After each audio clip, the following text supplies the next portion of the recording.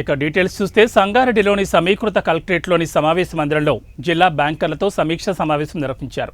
ఈ సమావేశంలో మహిళా సంఘాలకు వాణిజ్య, వ్యాపార, రాజీవ్ యువ వికాసం, ముద్రా లోన్లు, మహిళా డ్రైవర్లకు, డ్రోన్ ఆపరేటర్లకు, ఇటుకల తయారీదారులకు, ట్రైలరింగ్, మగ్గం వర్క్ పనులు చేసేవారికి ఇతర రుణ సహాయంపై సమీక్షించారు.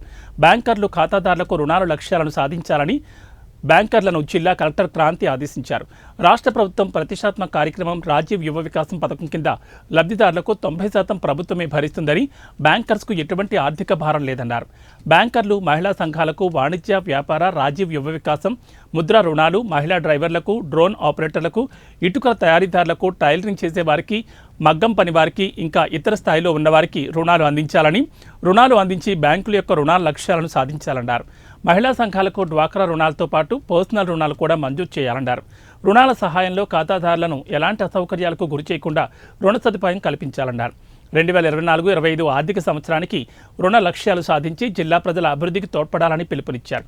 ఈ కార్యక్రమంలో LDM Narasimharao, PD DRDA Jyothi, ED SC corporation Ramachari, ST గిరిజన సంక్షేమ శాఖ అధికారి అఖిలేష్ రెడ్డి, బీసీ సంక్షేమ శాఖ అధికారి జగదీష్, మెప్మా పీడీ గీత, బ్యాంకర్లు, అధికారులు పాల్గొన్నారు. Sector. So this year we need to reach the RBI mandate of 40% of priority sector advances.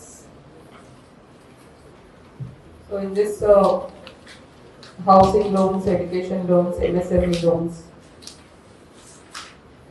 KCC loan disbursements, total agri advances. So last time we were not able to reach 100%. KCC loan disbursements were only 88%, agriculture advances 90%, MSME 70%. Housing loans